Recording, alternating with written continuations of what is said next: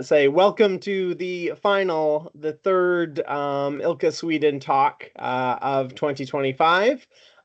This one is going to be about strategy, and along with strategy comes a bunch of tactics too. But I was going to try to lean towards the strategy side, and this is mostly my content. Last year, I was going from a book, so that may mean that it needs extra clarification, but here we go. I'll try to go presenter mode.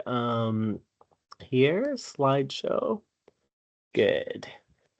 So, the format, I drew out these things in pen so that I wouldn't have quite so messy drawings during the presentation.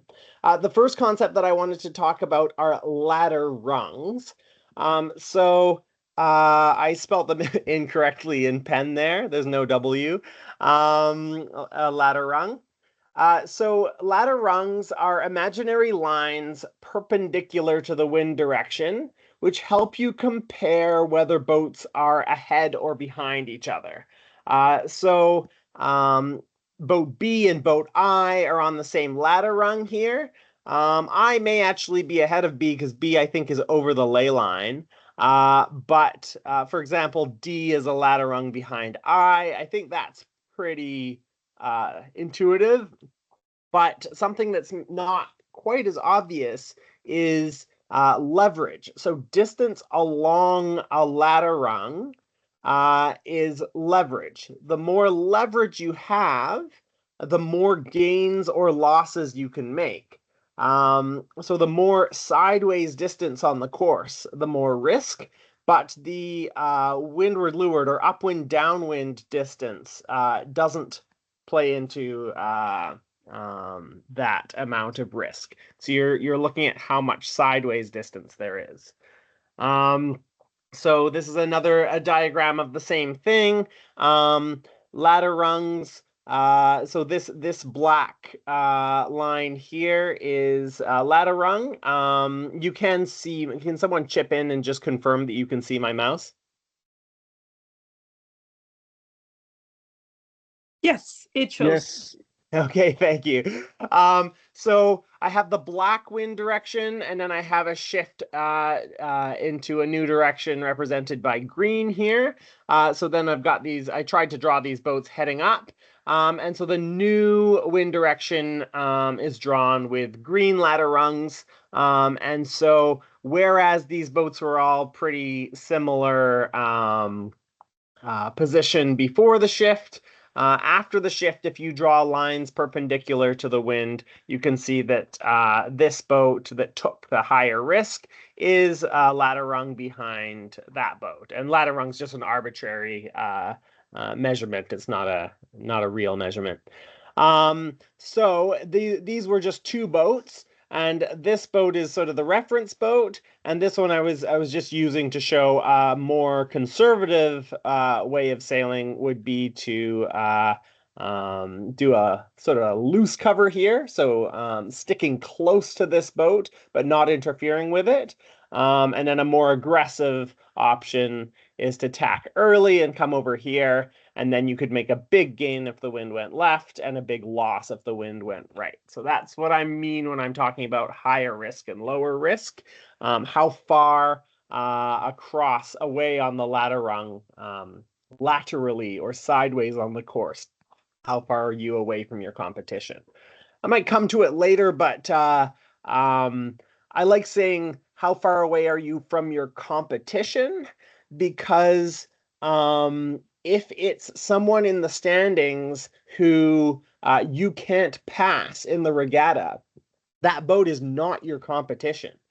So if you think of the last race in the regatta, even if you were in first place, you could only pass two boats. And even if you were in last place, you could only lose one boat or something like that. So then those three boats, that's your competition. The rest of the fleet is they're just wind indicators and roadblocks.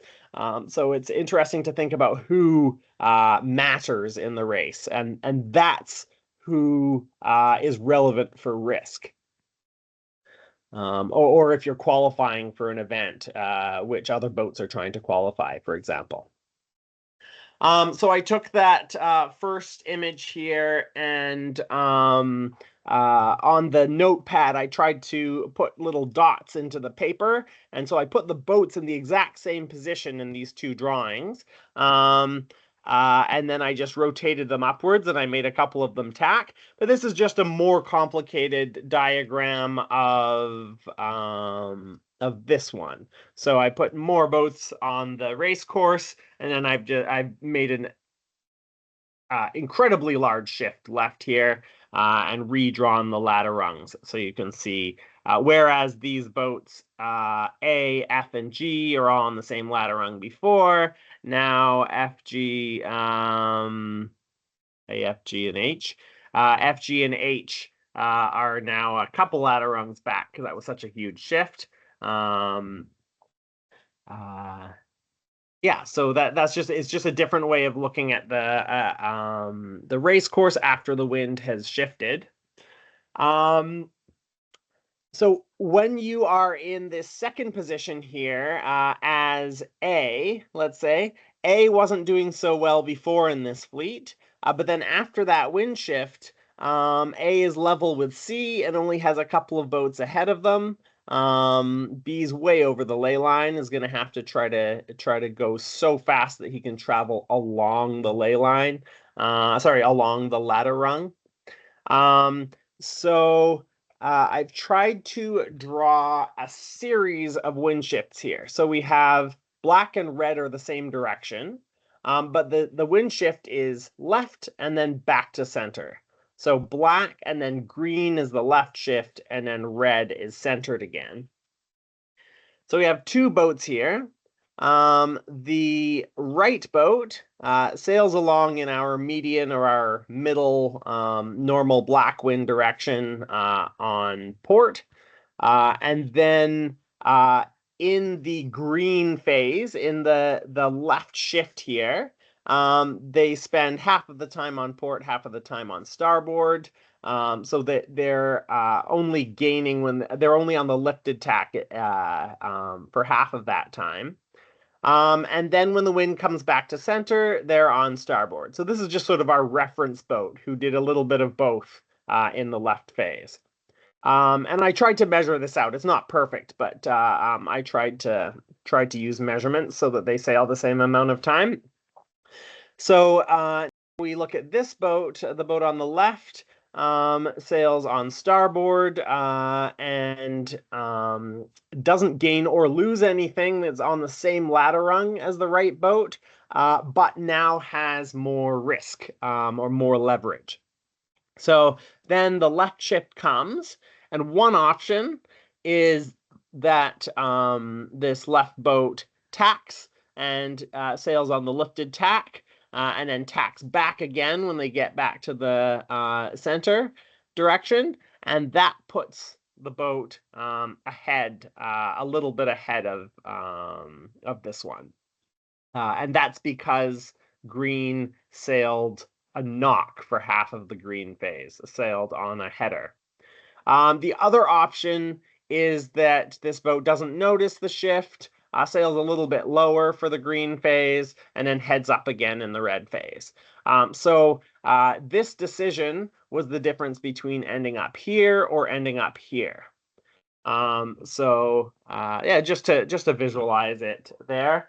One way of talking about this is that green cashes in when they have the green phase. So let's say this left boat sails up to here, gets the shift, and then looks around. So when you're looking around after the shift, if you're oriented to the new wind direction, if you can tell where the wind's coming from, you look around and you say, "Oh my gosh, I'm a full ladder rung," like whatever that means. I'm a full this many meters ahead, like upwind of this black boat. So you can say, I like that situation, so I'm going to try to cash it in. I'm going to try to come in front, get in front of this right boat. Try to get between this boat and the mark. Or you could say, wow, I'm ahead of that boat, but I think I could do even better here. I'm going to double down. I'm going to go even further left. Sailing this far left got me one ladder rung ahead. If I sail that much further left, I'm going to maybe end up even further ahead. But what happens when the wind shifts back to the center is this gain, it was only a gain on paper. It was only a theoretical gain if you don't cash in. So if you keep going out to the side after you have an advantage, you can lose that advantage. It was only a theoretical advantage because when the wind comes back to the center, now you look over your shoulder and suddenly this boat doesn't look so far behind anymore. In fact, they're a little bit ahead now. So your perspective changes when the wind changes. And you can think you're ahead, but you're only really ahead if you cash in the theoretical gains or cash in the paper gains, the gains on paper. So that's another sort of vocabulary thing, a nice way to talk about what's happening especially in an oscillating wind breeze, breeze where the wind is shifting back and forth. But in general, talking about theoretical or paper gains versus gains that have been cashed in. So the most you can cash in is when you are directly in between your competition and the mark. And then the most leveraged you can get is the further, or the riskiest you can get is the further out to one side along a ladder rung.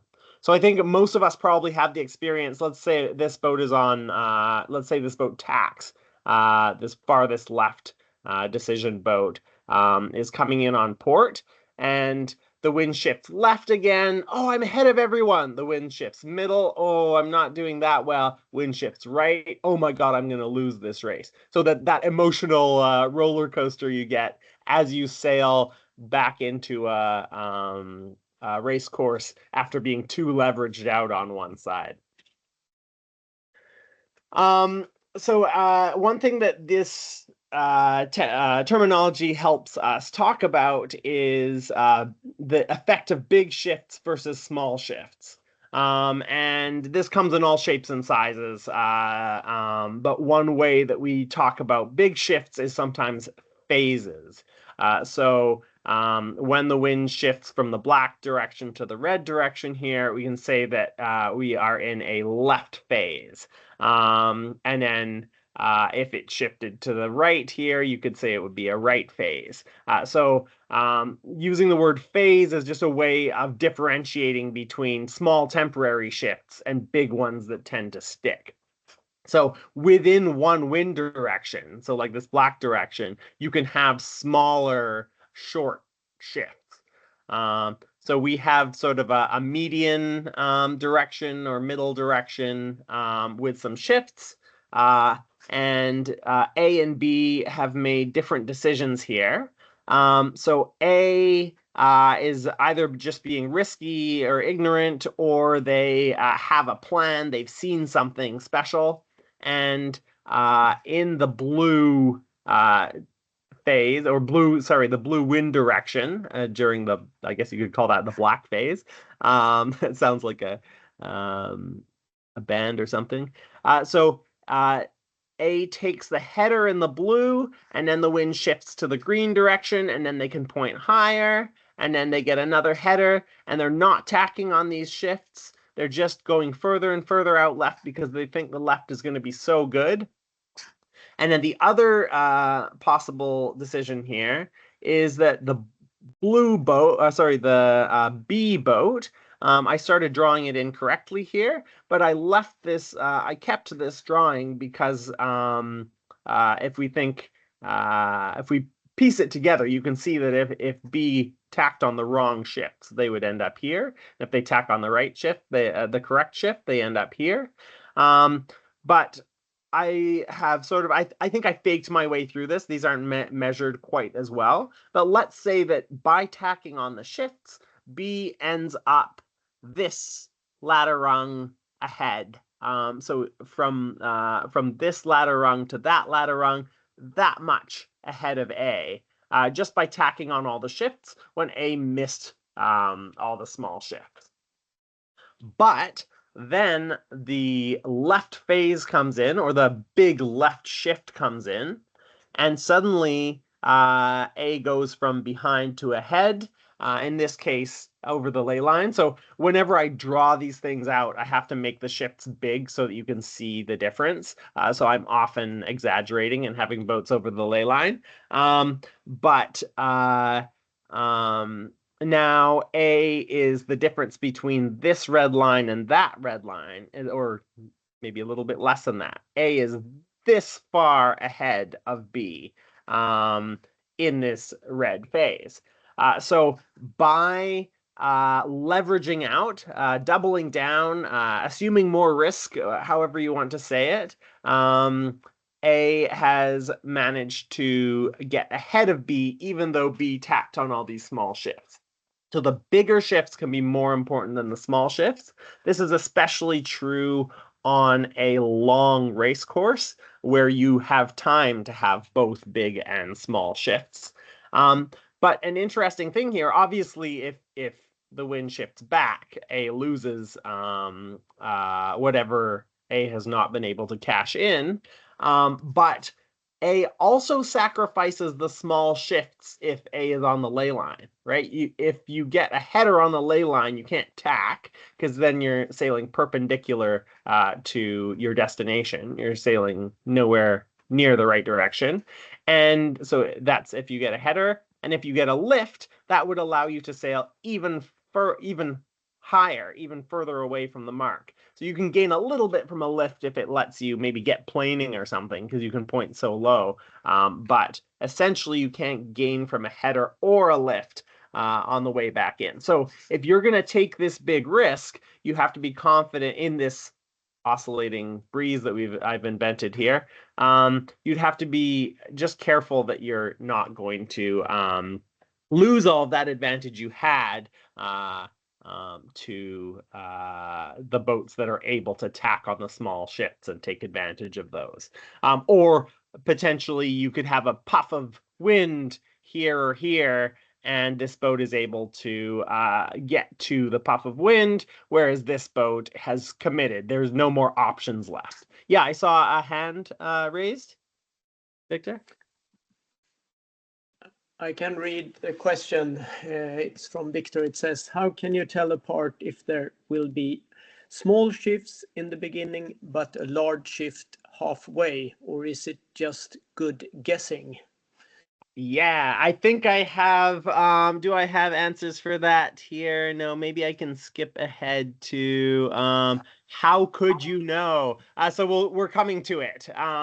So first I want to get some theoretical stuff down, and then we'll go into some tips and tricks for how to uh ask Mora. No, I'm just kidding. We just had a meteorology talk yesterday from Mora, and there were a bunch of ideas there. But yeah, I'll go into some things, ways of knowing, or hints or things to look out for.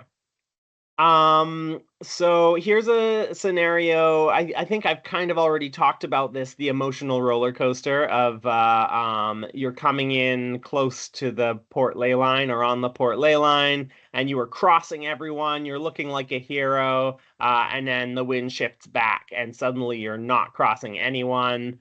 So this is the scenario where you've ended up going from crossing to not crossing.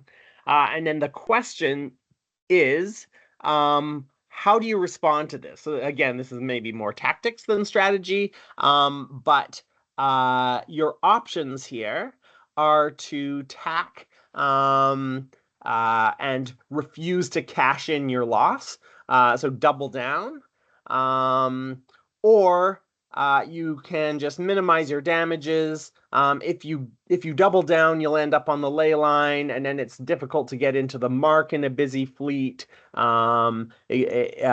also can't gain from any more shifts.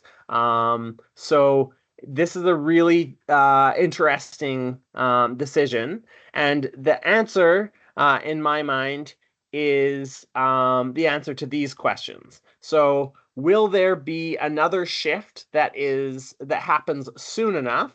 My bad writing is extra bad when I blow it up like this. But will there be another shift that's soon enough or big enough to get you back in the game?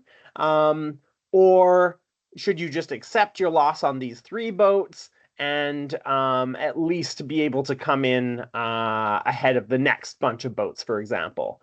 Or maybe you realize that the reason you got headed here is that there's a big cloud on the right and it's just going to keep on going further and further and further right. If you double down, you're going to double your losses. So you actually want to eat your loss and get into the new advantage on the right. So these are some things to consider. That was my note about direction here. There's no point in doubling down if it's going to continue in that same direction. And then the other so soon enough on this race course, but if I move this mark, this arrow here is a note to myself to say, if I move the mark further up, so this happens earlier on in a longer race course, then it makes more sense to double down and think at some point I'm gonna get that left shift back that I was looking for. Um, so here are some things that your decision of whether to double down or not depend on. My note about end game here is that if I have yeah, another diagram here. If you think that there are no more shifts coming on a leg, then you just go from so these are supposed to be ley lines, like the red ley line for the red wind direction, and then this is sort of like your anti-ley line, like the first the angle that you would sail if you sailed straight out of the mark. So your course just changes shape if you have a different wind direction. I think everyone knows that. But the point is that you still have this play area. If there's not going to be any more shifts, you can still do set plays, ducking someone, tacking to lead someone. You can uh, sail over the ley line so that you can come around the mark with speed. So all of the normal tactical things that come with a ley line still apply. The reason I'm saying this is that you can get sucked into thinking strategy, just thinking, where are we? Oh my gosh, what's going to happen next? Are there going to be shifts? Are there going to be lulls and gusts? When really you just need to handle this pack of boats that are coming in. So if there's no more shifts coming, just go into your damage minimization and final approach to the mark. When you have, so we've been talking about oscillating or wind direction shifts that go back and forth.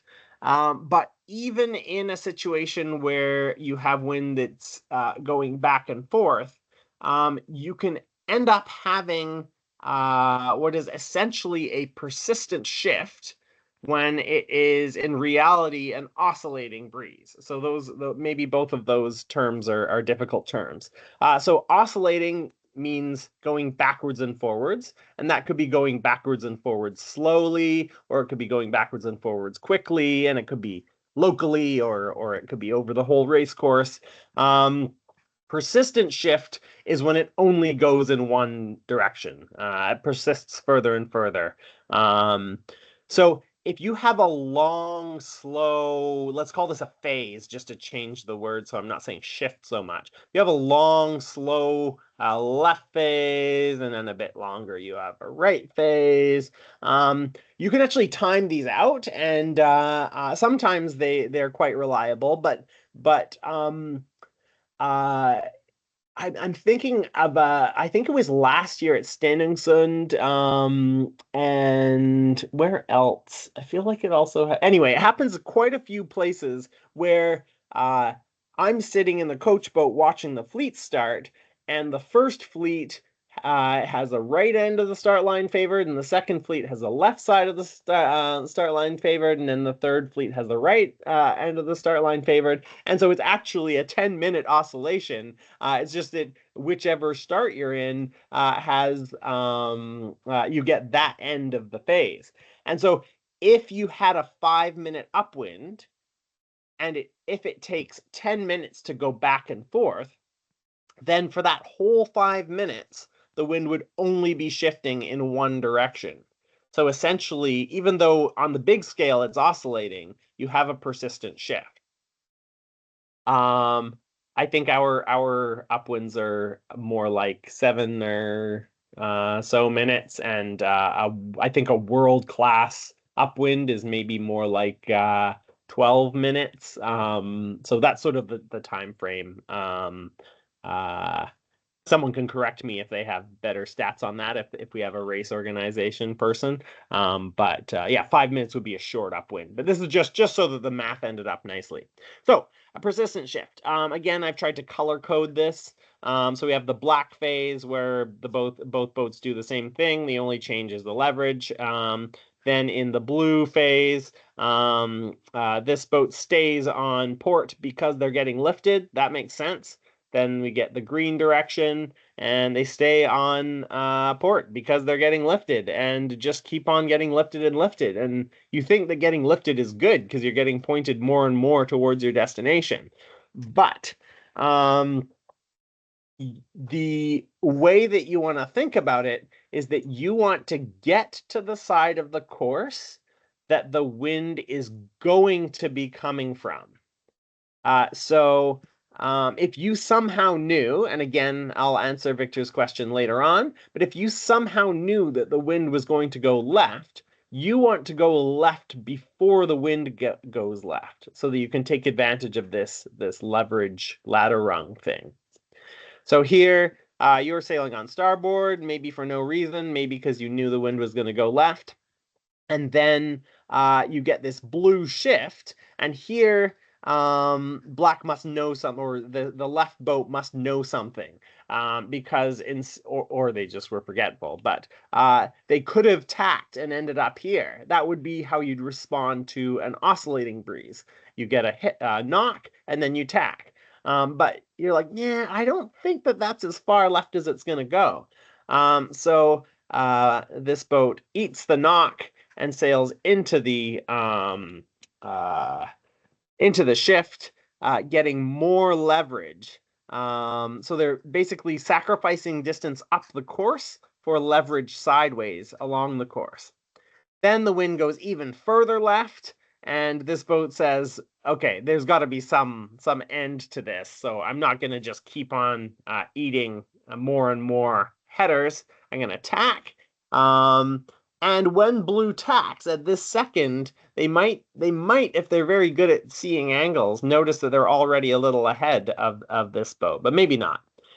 So then the green direction comes, and you're sailing along, and while you're in the green direction, maybe this boat can see this boat through the window in their sail. Thinking, oh yeah, I'm way ahead.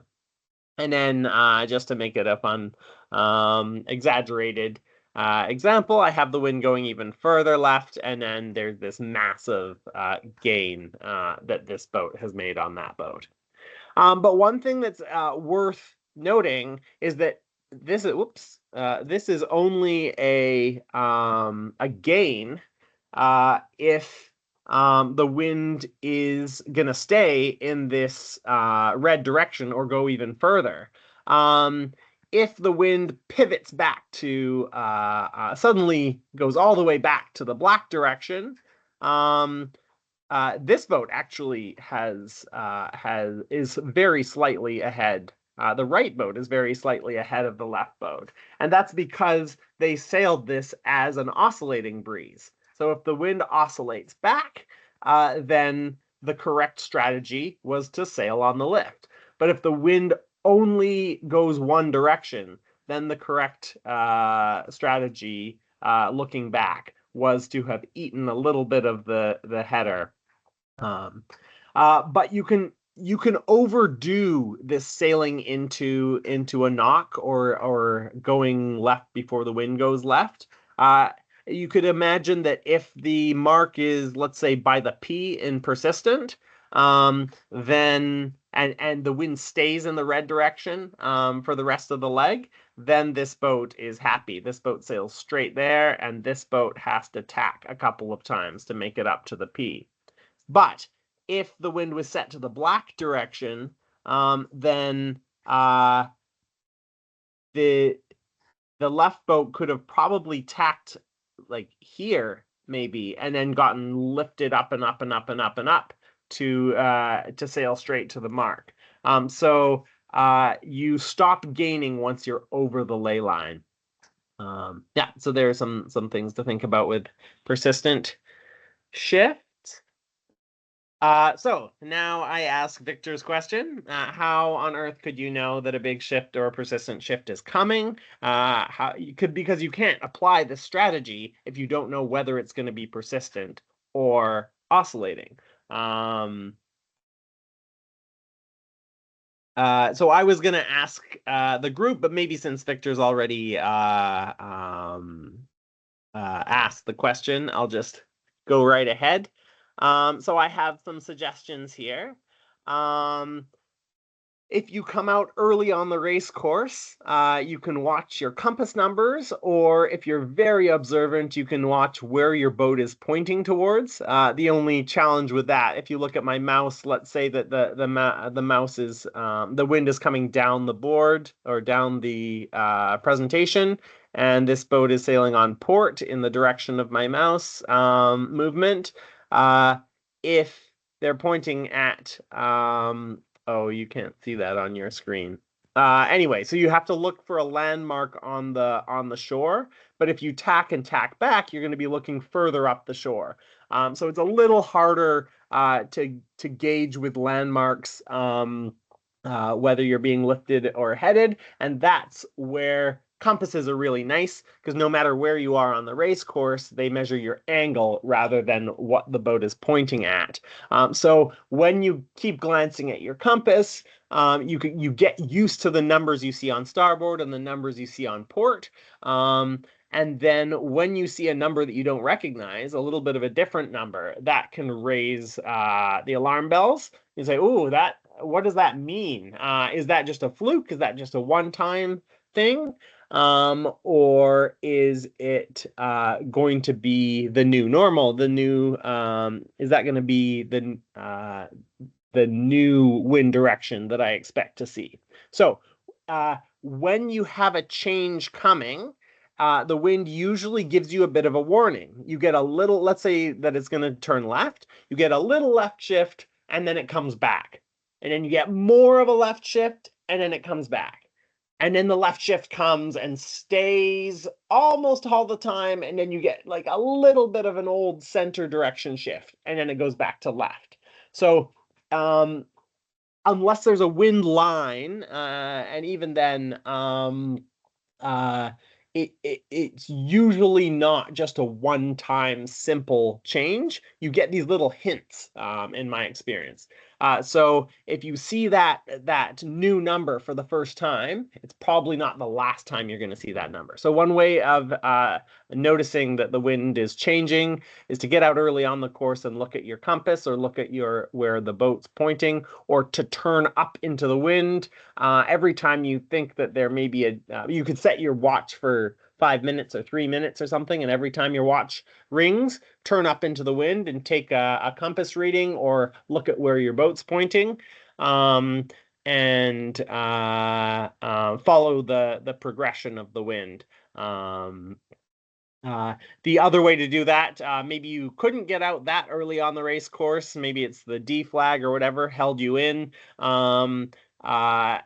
At least gather information during the race, because that'll be helpful for the next race, or on the first upwind, that information will be helpful for the second upwind.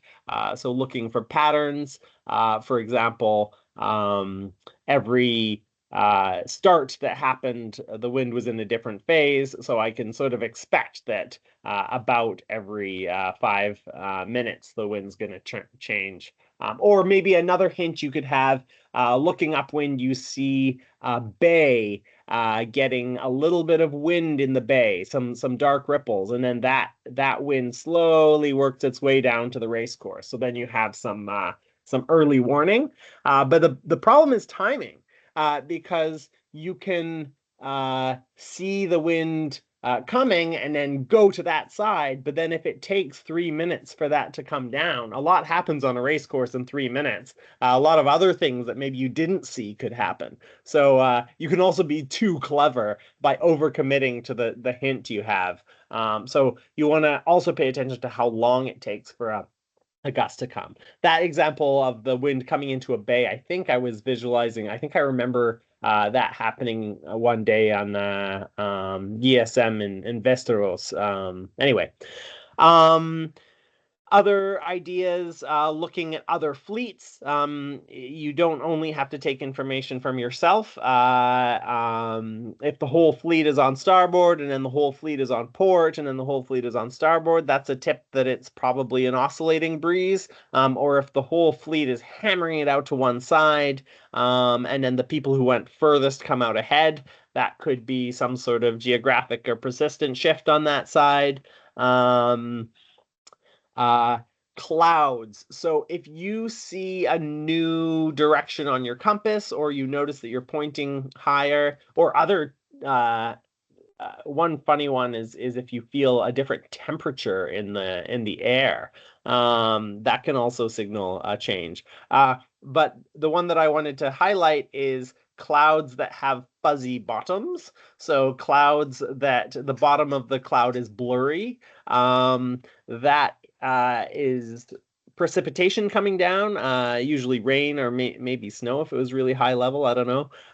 But sometimes it evaporates before it lands, but it still creates a downdraft. It still pushes cold air down from the bottom of the cloud.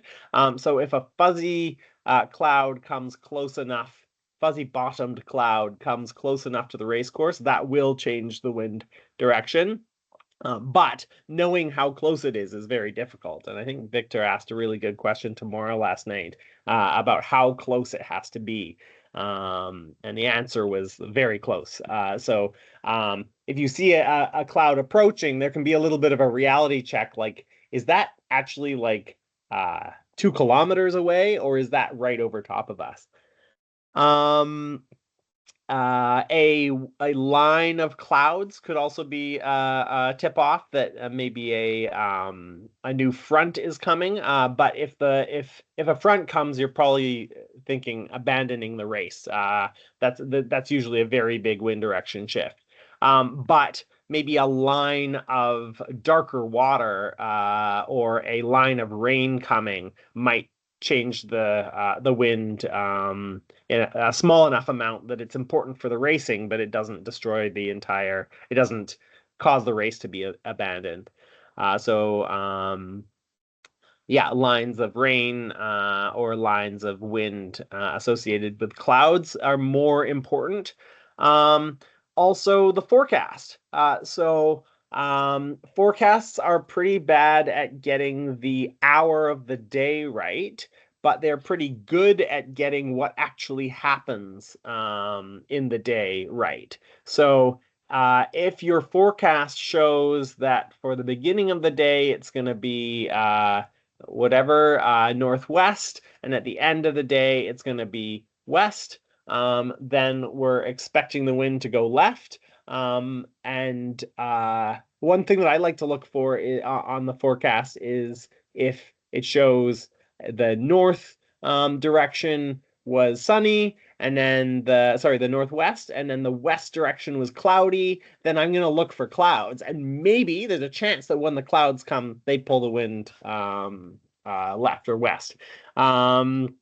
But Anyway, if there's a forecast, the thing that you, or like a forecasted change, the change often comes with some clouds. And even if it doesn't come with the clouds, you're going to see the numbers of your compass change, or where you're pointing change, or maybe the race committee starts to move the race course. Those are all hints that something is starting to change. And if that was not in the forecast, you might ignore it. You might say, it's just random, it's going to come back. But if there was a forecast, then you might treat it as a persistent shift. It's risky. You never know which of the shifts is going to stay, but talk about risks as well later on. On to the next one. Trying to change slide. There we go. So we already took a look at this one.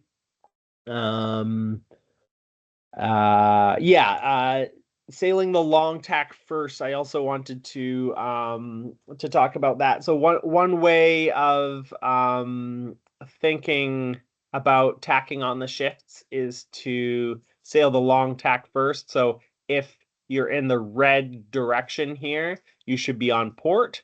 And you could imagine if there was let's say a blue direction coming from this side, then you would the course would be skewed in the other direction, and you would sail on starboard. But I don't really like that sail the long tack first, because there's a whole bunch of exceptions to it. It's basically like the lowest on the pyramid of strategies, because maybe the reason that the wind's shifting left is because there's a wind line coming from the left, or and so in that case, you actually want to sail the short tack first to get in there. Or we just went over a persistent shift situation where you actually want to sail the short tack first. So yeah, sail the long tack first in an oscillating breeze, but just think about what's actually going on in the weather.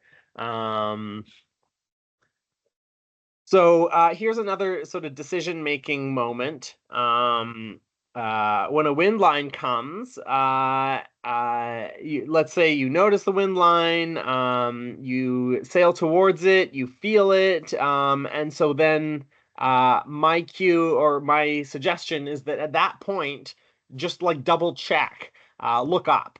Is this all you're going to get? Or is there actually another wave of pressure coming? Should you dig a little bit deeper into it and really get the meat of the gust?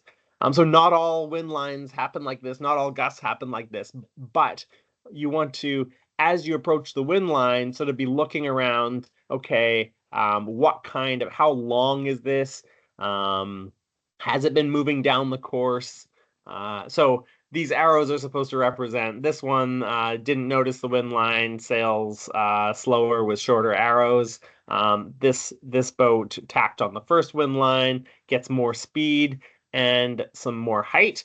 Often the wind shifts to the direction. So that if this was the normal wind, the wind shifts in the direction that the new wind line is coming from. I don't know if that made sense. So if you imagine a line perpendicular to the wind line, that would be most of the time an indication that the wind is coming more from that direction. Although this arrow could still be pointing straight down. It's just more often than not, the direction goes with the pressure. And then this one is supposed to show even longer arrows, and then I only drew two because I got carried away, and I don't think that this boat would really be that far ahead of the second one. But anyway, you can see you get shift and pressure, and then you point better because you're going faster. So there's just so much advantage to get into that wind line and to get into the best part of the wind line. Now, I want to I want to make this even more complicated. I want to talk about multi-directional or like many direction oscillating breezes, because we always sort of go right and left just to make the theoretical stuff simple. But the reality is that you usually have more than two wind directions in a oscillating breeze, and the middle direction isn't always perfectly in the middle. Like, for example, you could have the middle coming at the angle that I'm trying to draw with my mouse here. It could be a little bit left of center. And that's why we use this, maybe for people who haven't been through their high school math yet or have forgotten. Median is different than average. Or I was actually thinking of the word mode. But regardless, the most common, it's me who needs to go back to high school math.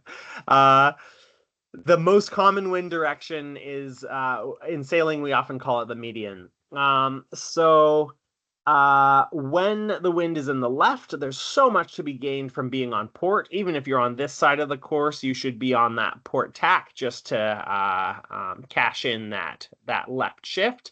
And then when the wind is in its furthest right, you should be on starboard tack. But then when it's in one of these middle directions, or when it's in its median direction, then you have some options. It's not as critical to cash in the advantage from the slight right or slight left.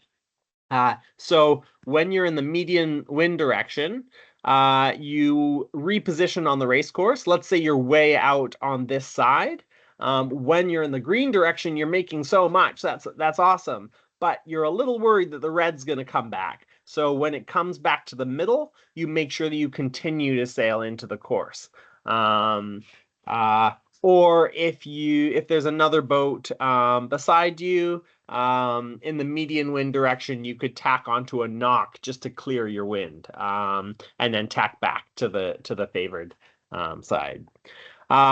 You might cash in. If you only wait for the biggest shifts, you might not get the biggest shift for long enough to bring you back into the middle of the course.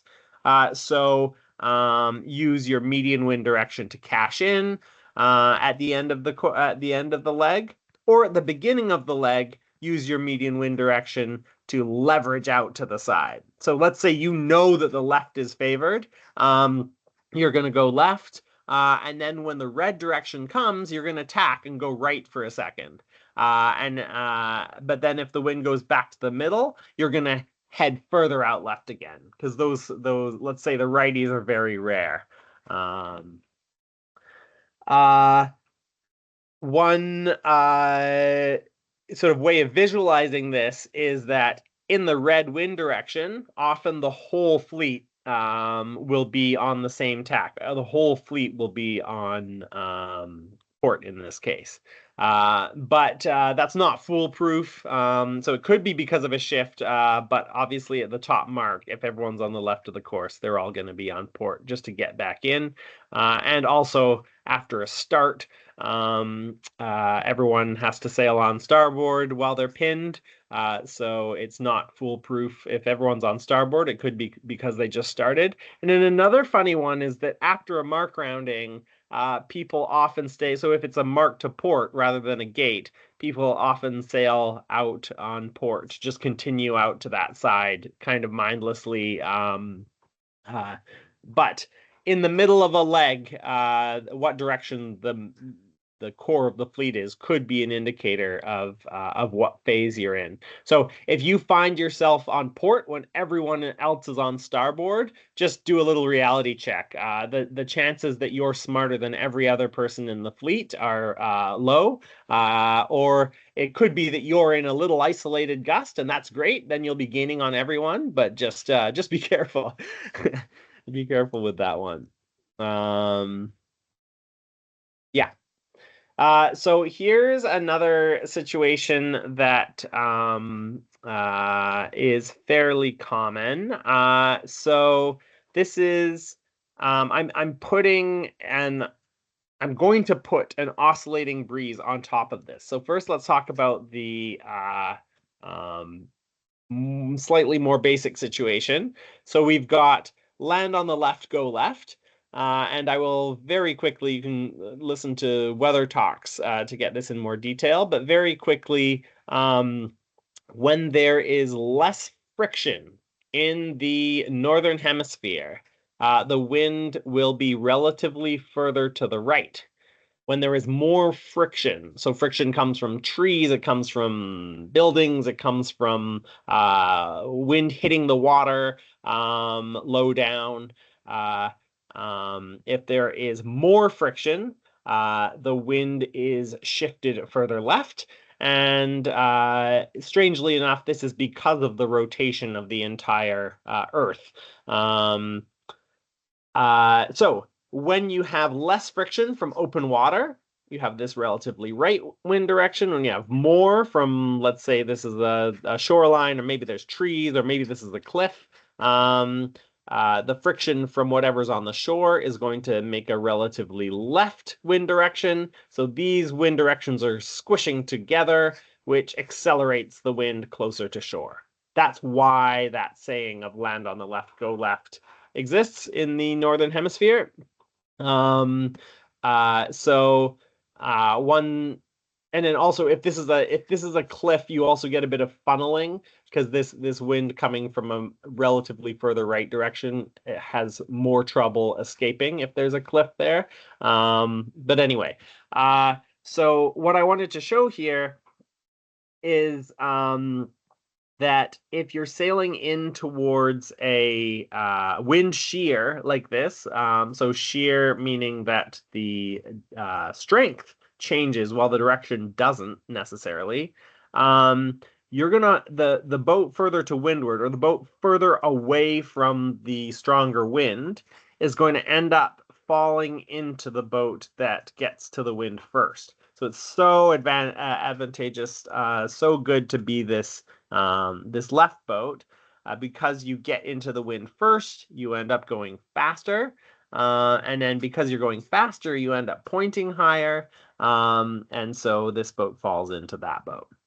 So the strategy here is to be that left boat, do short tacks up the favored side of the course. I've sort of exaggerated the favor here, and then get close to the ley line, and then come back into your race course.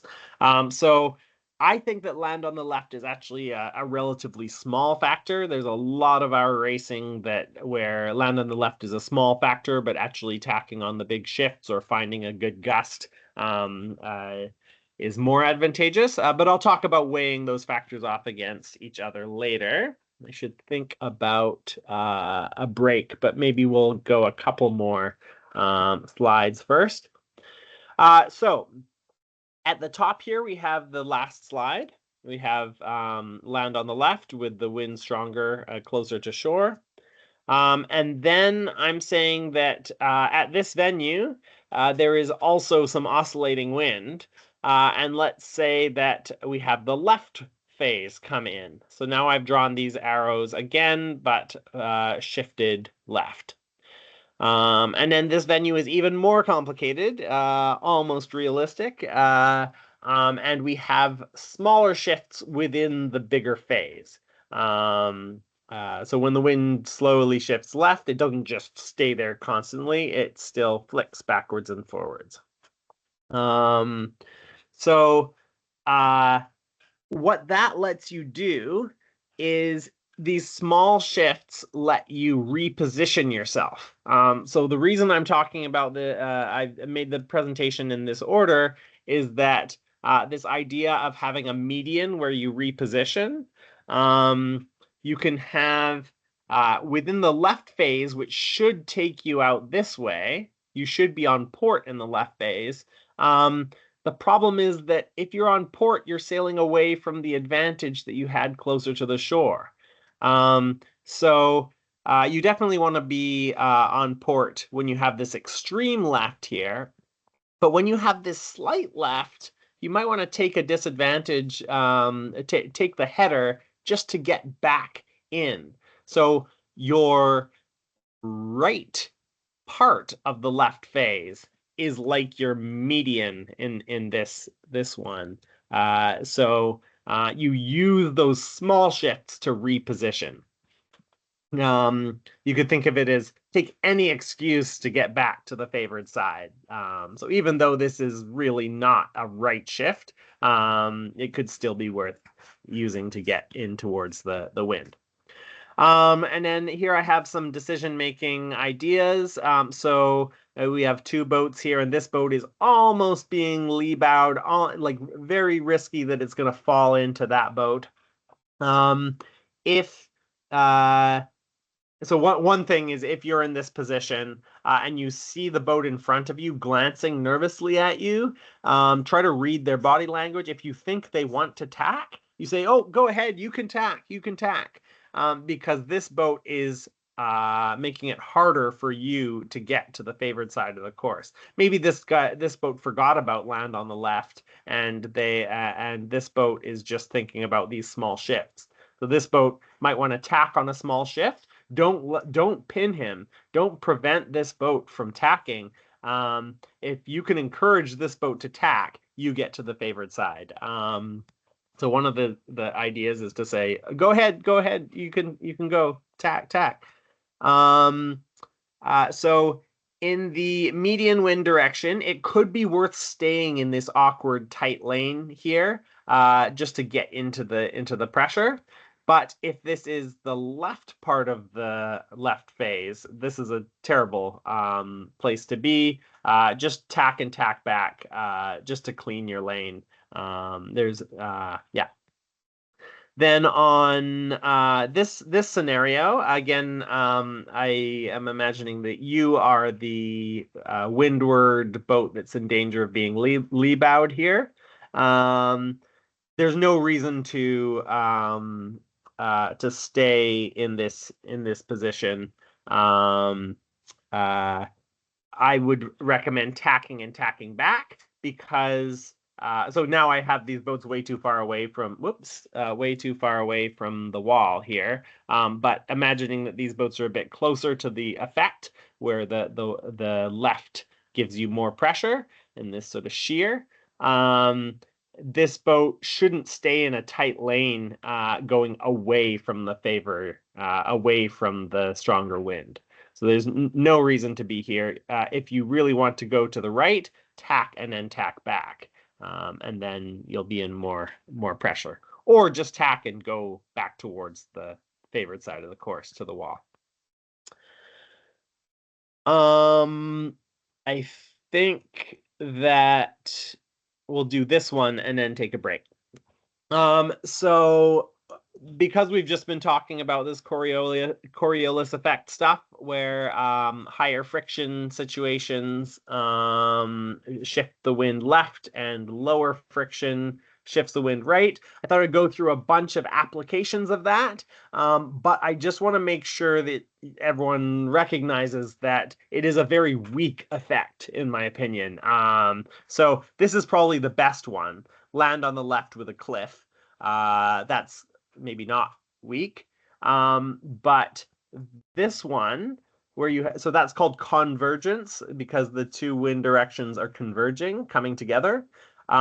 If you have the friction, the relatively left shifted here, and then the water with less friction, relatively right shifted here, you get divergence, where you should get less wind next to the shore. But I think that's more theoretical than reality. Often sailing to a shore is good anyway. It's just that if you had two shores to sail to, go to the left one. If you have a shore on the right, you could sort of make a mental note of that and think, oh, I might want to stay away from the shore, or maybe there'll be some funneling. Like if this is a cliff, you could get the wind funneling along it. Or if there's a point of land, it might squeeze the wind a bit and accelerate the wind a bit. Or maybe you have turbulence because the air is rising on the land, and the turbulence disturbs the upper level air, and that causes some gusts to come down, so you could be more likely to get gusts closer to shore. So this one, I put a big question mark on it. Land on the right, not sure, but land on the left, try going left if there's not something more obvious like a gust to deal with. This one is funny. I only saw it at a lecture last year. but it makes sense. So if you have a weather shore, and I'm kind of thinking of like COSSS when we had the shore just upwind of the windward mark. It almost looked like the mark was on the ground. Um, uh, where there's more friction, the wind should be relatively left. As you get into as the wind sort of stabilizes out and comes hits the water and accelerates, you should have relatively right um, wind direction. So one theory could be to approach the windward mark from the port ley line and get this persistent left shift as the wind dies and shifts left, rather than getting this persistent header as the wind dies and shifts left, coming in on the starboard ley line. Now this one is a bit hokey in my a bit fake in my opinion, because the real situation here is because you're going to have disturbed air coming off the shore, it's actually going to be gusts that come in. And the most important thing is going to be whether you time your approach to the mark with a gust. But it's just a fun application of the Coriolis effect. And then the last application of the Coriolis effect that I wanted, yeah, Theo? I've been in a few SRS races Yeah. in northern Sweden where this becomes really crazy, and especially since you can have a tunneling effect. Like Oh. imagine you had a what do you call it, a shore at the bottom as well with a Yeah. high coast. Yeah. So the wind sort of comes from the right because of tunneling. It just goes around an island. Huh. So out in the middle of it, you are Yeah. actually going upwind to the left, no, to the right. Yeah. But as you approach the top shore here, Sure. Yeah. to get that effect, you actually are going, half wind or even more open because of this effect. So I've been Cool. like just a couple of boat lengths offshore, and I could, basically set my generator, and people were going upwind out in the middle of this tunnel. So it was, yeah, I've really experienced it, and it was amazing being on the right side. Yeah. That's awesome. No, that's great to know. Because I've never experienced it, so I was super skeptical. But the good thing about having these theories in your back pocket is that if someone suggests that, or if you see it happening, then it grabs your attention. You're like, oh, I know there's a theory about this. Mm, And then you try it. But if you don't have the theoretical background, you might be like, oh, that was weird, mm. and not pay attention. So that's cool. That's great. Where Yeah, where no, was it that? really. Oh, Where was it? it was inside of Alnön in Sundsvall. So there Cool. was like a sea breeze day. Yeah. It's sort of, and then you also have like the effect of the wind coming down from a high, like I Yeah. guess you have in the Mediterranean where there is no, less friction. Yeah. So yeah, it was a crazy day, but it's Yeah. good Uh, one. and, and I wanted to that's a good segue for the last point I want before we take a break. The drawing in the bottom right, when you have the wind coming from higher up, so you can think of the wind column or whatever. So the closer to the water or the closer to the ground, you have more friction, so the wind is relatively further left. And then the higher up you get, the wind is just rubbing on more air instead of rubbing on the water. So there's less friction higher up, so you get relatively right shifted wind. Who cares that the wind is shifted right up at the top? Very tall keelboats care, but also if that wind drops down onto the water, it's going to be relatively right shifted. And so when you get these cat's paw effects, if you imagine that this, where my cursor is, there were maybe less arrows, and each of those arrows was a claw of a cat's paw. The term cat's paw is supposed to describe how it spreads out in different directions as it lands. But when you get those cat's paws, that's an indication that the wind was coming down and hit the water and then spread out. So if it hit the water and spread out, it's come from higher up in the atmosphere. So if it's come from higher up in the atmosphere, there's a good chance that it is right shifted.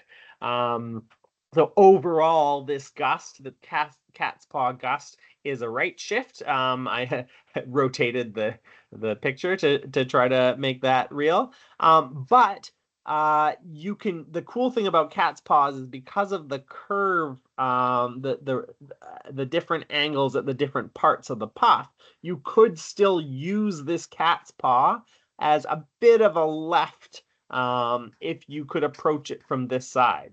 So if you tack here, you might just be able to get a little bit of a left shift.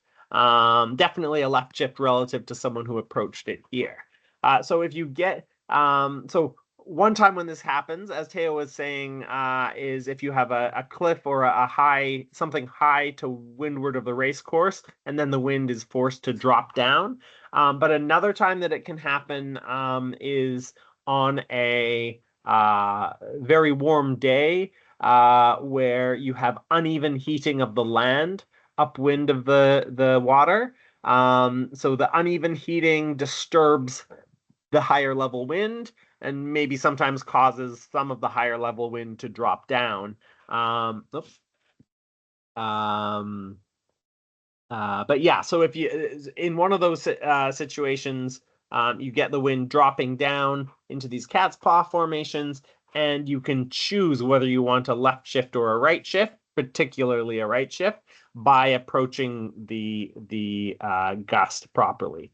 But again, it's going to depend venue to venue and day to day, how big the gust, and gust to gust even, how big the gust is, how long the gust lasts, how far the gust travels. Because you can imagine if this gust is having to spread out, it's going to get weaker and weaker. There's only so much wind that can come down. So the effect can be fairly short, but it can be really, really magical if you get your little gust that no one else gets. So let's take a 5-minute break unless someone wants to ask. Anyone want to ask any more questions before we go to break?